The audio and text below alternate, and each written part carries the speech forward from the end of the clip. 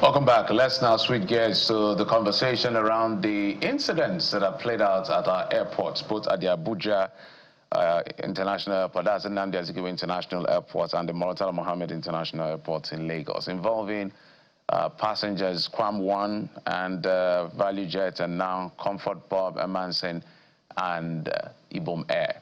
And there are so many commentaries. The politics seem to be divided on all sides. But what we know so far, Kwam 1 is still under investigation. He's been put on the no-fly list. Hopefully she'll have his day in court after that investigation. Well, for Ms. Bob, she's already had her day. She's been remanded until she meets her bail condition at the Kirikiri prisons. That's in custody. And that has generated a lot of controversy on whether there's double standards, selective justice, and whether the contexts are totally different. We'll explore all of it. But let's begin with the conversation we have with the NCAA Director of Public Affairs and Consumer Protection, Mr. Mike Achimugo, joining us virtually. Mr. Achimugo, thank you so much for coming on the program. Thank you. Good morning. Let's talk about the latest incident that played out. In fact, the Minister of Aviation and Aerospace Development, Festus Keyamo, in both responses was very clear in identifying where everybody dropped the ball, from the passenger to the airport authority or the airline now in that case. But maybe walk us through what you know beyond what we've seen on camera as to what played out with Ms. Bob that ended us swiftly before a court getting remanded, and for Mr. Kwam 1, while he's still walking free, to the best of my knowledge, even though he extended an apology, but he's still walking free. Well, it feels a little bit sad to be sitting here again to discuss this kind of issue over something that, a simple compliance would have resolved aboard that aircraft. There is no comparisons here, not necessary, absolutely. It's not a case of oranges and oranges. In the Kwam 1 incident, the airline did not activate its right to take the passenger to court. So the CAA did what it's supposed to do by petitioning the relevant authorities to prosecute the passenger. In the Ibom Air incident, maybe because, their staff has been assaulted, the airline immediately activated its right to take up the matter, and then it went to court. So the CAA is not involved in the case of the Ibom Air passenger. Remember that in the Kwam 1 case, the CAA issued an advisory to AON, the operators, to ban the passenger. Meanwhile, I need to correct this impression. I keep saying 6 months. We did update that information and say that the ban on Kwam 1 was now indefinite, pending outcome of the investigation. So the 6 months narrative no longer holds water. In this particular case, the airline operators, having seen some of the videos of the assault, made this decision by themselves. So the CAA is not involved in this. Basically, at the end of the day, in both cases, what the takeaway lessons from this is that, look, the system is being tested, and there's enough blame, to go around everybody, fan ABSEC, cabin crew, passengers. But, as with every issue, we must treat the root cause of issues. Unruly behavior is not acceptable anywhere in the world, no matter the provocation. That's for starters. The regulations are not sentiment-based. Those rules are there for the safety of every passenger. Secondly, you must always obey cabin crew when you are aboard an airline. You don't make the rules for safety in aviation. So when you are asked to do a thing, in this particular case, other passengers on board that aircraft are said to have been the ones who seized this passenger's phone and turned it off. When you are flying with other passengers, their safety and their concerns also matter. Your rights stop where theirs begin, right? There are passengers who, when the announcement has been made, turn off your phones. They feel very uncomfortable and unsafe to see the person next seat not turning off that phone. So the other passengers were made to feel very uncomfortable, and this entire situation was very avoidable, because when you turn off your phone, it's only for a few minutes. You can turn it back on mid-air, and so this was quite avoidable, but we'll see what the courts say about it. So, Mr. Chimugu, granted that in the case of Kwam1, ValueJet is not pressing or did not press charges, but in the case of Ibom Air is pressing charges. But the NCAA is the regulator of the aviation sector in the country. So in that case, besides asking that the Inspector General of Police and the Attorney General should investigate and prosecute, shouldn't the NCAA also be initiating a case in the case of Kwam1 and in fact this particular passenger, Comfort Emansin, because it is the regulator of Nigeria's airspace? Yeah, I've said this severally.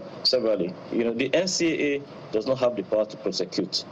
So the NCAA cannot prosecute Kwam1 or the Ibom Air lady. All right. Some people have also said that in the case of the airline operators of Nigeria and this lady, that the airline operator has no power to put in place a life ban on her. What is the position of the NCAA on this one? Airline operators have the power to blacklist any passenger who is unruly and put it a risk. Look, we have a lot of flight disruptions in Nigeria because we lack capacity. There's not enough aircraft in Nigeria at the moment to fly passengers. And so while managing the capacity we have at the moment, any risk to aircraft is not going to be acceptable. People spend a whole lot of money leasing or buying aircraft, and then you want to destroy aircraft. If anything had happened to that plane yesterday, would she have been able to afford the repairs beyond even the cost of it? There were passengers waiting in Lagos to be flown elsewhere by that same aircraft. That passenger needed to be removed from that aircraft. Otherwise, it would have led to a chain of flight disruptions, and passengers waiting would no longer have accepted the excuse from an airline that we are cancelling for operational reasons, and then they would have needed to start sourcing for foreign exchange to go and fix that problem. So look, the crux of the issue is this. Yeah, there are other issues, down the line, but the crux of it is you are not permitted to hit anybody. You are not permitted to disobey cabin crew while aboard an aircraft. These are the regulations globally and must be complied with. And at some point, we need to start deciding whether we truly want people, to face the consequences of these actions or not. Because when these things occur, and different opinions start coming up, most of them based on sentiment, it's a little bit disheartening and confusing to us. So, Mr. Chimugu, we abide by the rules. Yeah, I totally agree with you on abiding by the rule. I think that is not debatable, but these things have happened, so we must explore the issue as they come. According to the stories we've heard, and I think NCAA has petitioned the IGP and the AGF to prosecute Kwam1. That is the expectation. So, two questions in one. There was also an issue of assault by Kwam1, because we heard, according to the testimony of the pilots, we heard whatever substance was in the container he was trying not to present, he poured it on them, according to them. So that in itself is assault. But where I'm going to with all of this is the fact that how does NCAA interpret the action of Kwam1? Because we're going to look at both sides, the Comfort story and the Kwam1 story. It looks like there's a weightier trouble for Kwam1, because I looked at the regulator at the NCAA Act, whether it's Section 53 of the old one or Section 56 or so of the old one, Section 83 of the new one, or amended one, I don't know, that has to do with hijacking and interference. How do you interpret what he did? Is this hijacking? You know that both cases are now have now been pushed to court. And I cannot be preemptive of cases that already have. No, Mr. Chimugu, we do not. Can you hear me? Yes. For the records, has Kwam1 been sued? Not to the best of my knowledge. So you can comment. You can comment on it. You can. I just want. My apologies. My apologies. NCAA end. the issue has been escalated to the relevant authorities. It's no longer in the jurisdiction of the CAA. Likewise, the case of the Ibom Air lady, the case is already in court and no longer in the jurisdiction of the NCAA. At this point, what the CAA can do is mediate if all parties involved choose such a path. Remember that the owner of ValueJet is said, allegedly, to be a friend to Kwamwan. That could perhaps have explained why the airline did not push the matter legally. So in that instance, the CAA did what it needed to do by law. In the other instance, the airline chose to activate its right to press charges through the police, of course. And so both ways, the right things have been done. And so let's wait for the outcome of the legal processes. Mr. Chimugu, this matter is as much important for precedent as it is for what is exactly is transpiring now. Nobody knew that Ms. Comfort Emerson's drama would play out within 48 hours of Kwamwan. So we'd like you to interpret the behavior of Kwamwan, the Fuji musician, within the context of aviation law, such that we can know how to apply the laws when or if such behavior occurs in the future. What does the law say about his behavior preventing an aircraft from taxiing on the runway? Preventing an aircraft from taxiing is tantamount to hijacking that aircraft. That fact I have already made clear several times. In fact, in some climes, it's regarded as terrorism. This I have also said a lot of the time. But the way the law works is up to the justice system. The CAA has done its part and has done a criminal referral to the relevant authorities. So we wait for the outcome of the legal process. Okay, I think yes, that's what we wanted. That's the commitment we wanted to get from you, because to the best of our knowledge, just like you, we haven't seen a suit being filed. We haven't heard from the AGF or the police, which is why people are looking. And I think it's a candid advice that they should take the case to court. However, it comes out. But again, don't you think that as a media house, hearing that this case has been escalated to these authorities, that you need to invite them to speak for themselves? Because I keep getting asked questions that are not within my purview. No, the reason is because of course, we'll get in touch with the police. On one hand, if there's somebody to testify, the NCAA somehow will find itself in court. So in case you've been called and all of that. So these are all, everybody's involved one way or the other. Our job is to cover the story.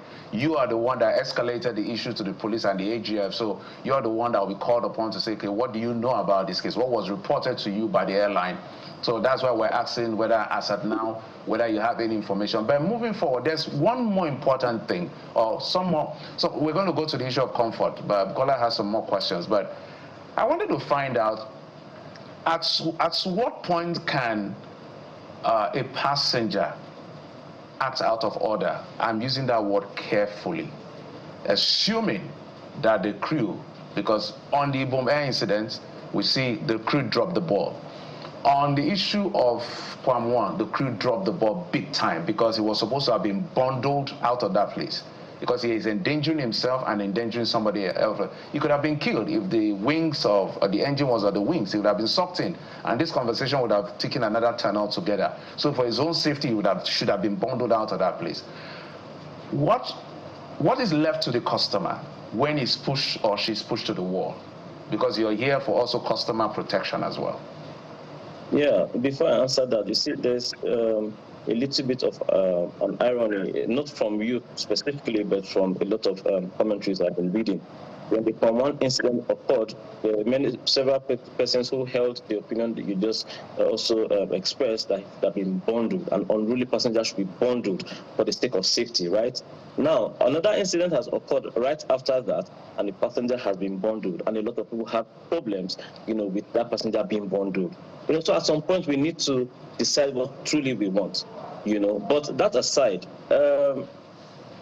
the CAA Consumer Protection Department, which I direct, is the Apex Consumer Protection, Aviation Consumer Protection platform for passengers to file their complaints. Even after the Ibom Air incident had happened, by midnight, Nigerian passengers stranded in Casablanca, Morocco, had reached out to me. Apparently there was some sort of delay that meant that they missed their connecting flight, and they were left without accommodation in Morocco because they didn't have visas to be allowed into the city to access that accommodation. I stayed up all night speaking with the airline, the airport authorities, and the passengers until they were given accommodation in the terminal at the airport there, and stayed with them until they were given boarding passes to another flight that later took them to the UK. So the point I'm trying to make is this: no matter the provocation, rest assured that you can always file your complaint to the CAA and it will be dealt with. Self-help is not permissible in aviation anywhere. There's lots of videos of aviation security in other airports in the West,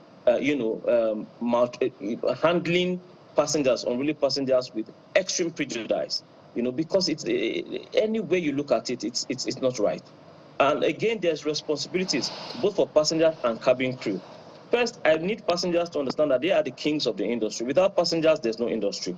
And so their rights are respected. Also, remember that cabin crew are fellow human beings, and in this case, a fellow Nigerian who, while doing her job, also deserves to be treated with courtesy and dignity on that job. The moment you lose your mind because of any kind of disagreement, it becomes a problem. So, look, reach out to the CAA through cpd.nca.gov.ng at any point in time. And also remember that CAA's consumer protection officers are physically present at every terminal, 23 terminals across Nigeria. All you need to do is just be a little bit patient, get to the terminal, look for the CAA consumer protection officers, and they will help you resolve these issues amicably. It's better at the end of the day. It might take a little time, but it's better than the scenes we are witnessing today.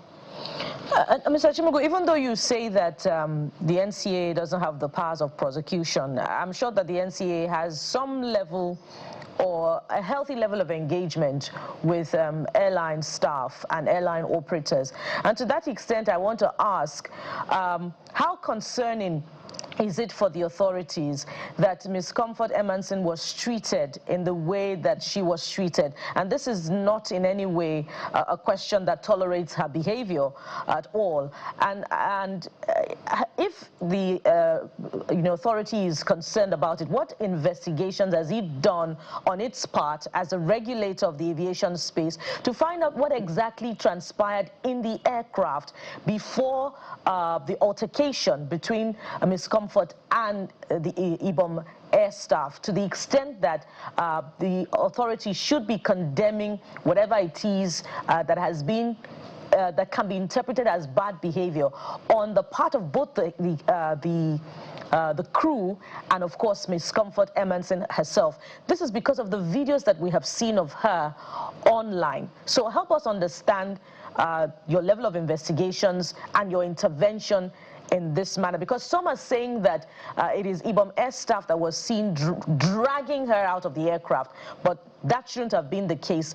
But aviation security should have been invited to escort her out of the aircraft. Because this case is in court, there's a limit to how much I can reveal at the moment while the investigations are ongoing on our part. But overall, the system is being tested. Like I said earlier, there's enough blame to go around. And no matter the regulations you have in place, until incidents like this have actually occurred, in real time, there's no way to tell how, effective your regulations and the applications of them the same will be. There are questions to be asked. Why was FAN AFSEC not there on time? Were they even informed at all by the cabin crew? All of these things, the investigations will throw up. And I'm glad it's happening so close to the Kwam incident as well, so that, the questions will get asked all at once. Yesterday, I've spoken to the NCAA AFSEC, who regulates FAN AFSEC, and spoken about the need for them to call FAN AFSEC to a meeting, and look again at put their consistent tactical strategy when handling passengers like this, and so on and so forth. The DGCA, that's Captain Chris Najomo, has also called for a meeting with all the security agencies present at the airport for Tuesday next week, so that we can see what has gone wrong and the areas that need rejigging. If these events do not occur, we have no way of testing the system and making these improvements. It's unfortunate the videos, the particular video people are complaining about circulating, and the person who posted such a video will definitely be brought to book. The Honorable Minister has asked for that official to be fished out and punished. The airline, I see this morning, have also issued a statement that that staff will be punished. On our part, we will ensure to see the end of it, to ensure that there's fairness on every side. So there's no escaping it for that member of staff. There's no escaping it for security agencies at the airport who may have not been very efficient throughout this process.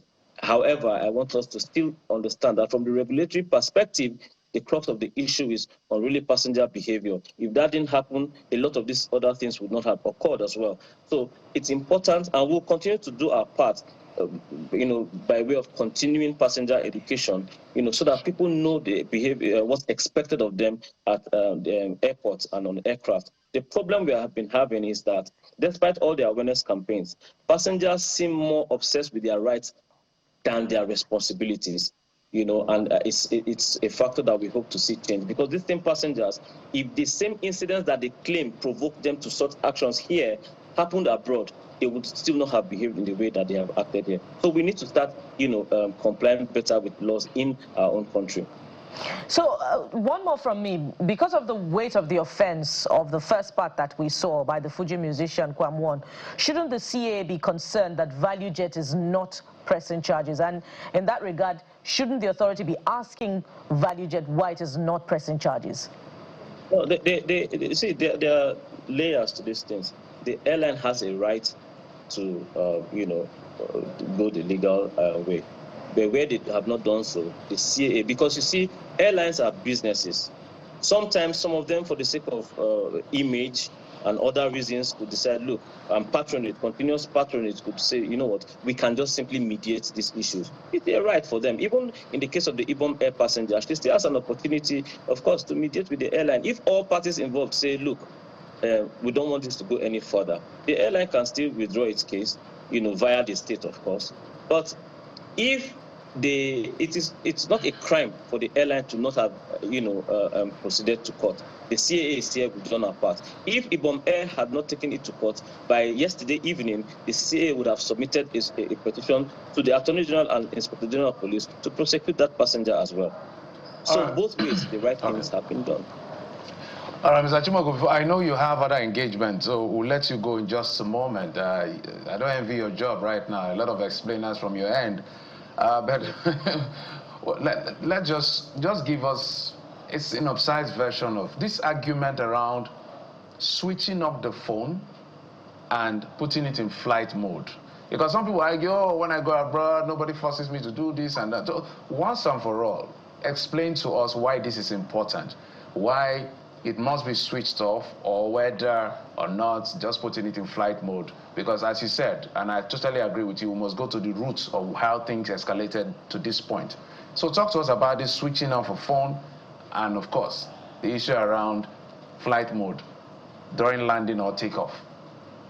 When I came into civil aviation, this is the question I also used to ask, because personally, I used to hate being asked to turn off my phone as well, But, it's been explained to us that if your phones are on, somehow it interferes with the communication system of the aircraft. Perhaps if only one passenger has their phone on, it may not be that much of a problem. But if everybody is allowed to keep their phones on, it could have that interference. And it affects safety, of course, of the aircraft. But beyond that, the point is this: there are regulations. Those regulations are ICAO standard. There are countries or airlines you fly who do not ask you to switch off your phone. They tell you you can have your phone on airplane mode. But you cannot say because this airline does this, another airline does not have a right to its own policy. Your duty is to respect cabin crew and the regulations at all times. It's not a matter of choice. The place to have that argument is not when a flight is about to depart. You can file a petition to the National Assembly, to the CAA, to whatever authorities you want to, asking for, another look into that particular part of the regulation, because regulations get reviewed every time, every now and then, right? But not while you are already aboard the flight to take off. You want to start arguing based on your personal opinion. You do not have that right. Obey the laws. Look, it's like the argument where people question why passengers should pay for trolley at the Lagos airport, for instance. And then these people come online and say, in saner climes, nobody does that. But we also travel.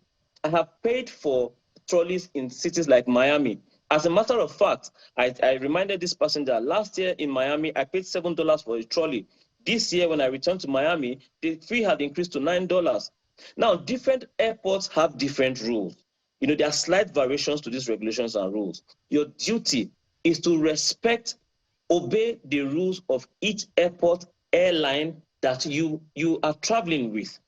It is not a time for arguments. All right, Mr. Chimogo, I think we'll take that. Somebody was reminding me that the reason why it's called flight mode is because you can use it while flying. Flight mode. That's why. That's why it's called flight mode. What do you make of that? Just in 10 seconds. Well, these are just semantics, and then we are playing games with our own safety. Okay. The regulations here say turn off your phone. Just turn it off. Okay. All right. So we will be looking at how the two situations play out, and of course our eyes will be on you, Mr. Chimogo, and the rest of you at the NCAA, so that this will not be looked at as selective justice. Because if anything, if both of them don't end up in court, trust me, you get the flags of your life. Let the judges and the court decide their fate, or whatever is settled afterwards. Mike Achimogo, Director, Public Affairs and Consumer Protection. We must thank you. Appreciate you for coming on the program. Thank you, sir. Thank you so much. I appreciate it. All right, we'll take a breather from the issue of the airport incident. We'll come back to the legalese part of it towards the end of the show. We'll get a lawyer to help us. Now we're just talking about regulation and all, but we'll talk about the laws where a lawyer will break it down. But after this break, we'll bring you political conversation ahead of 2027.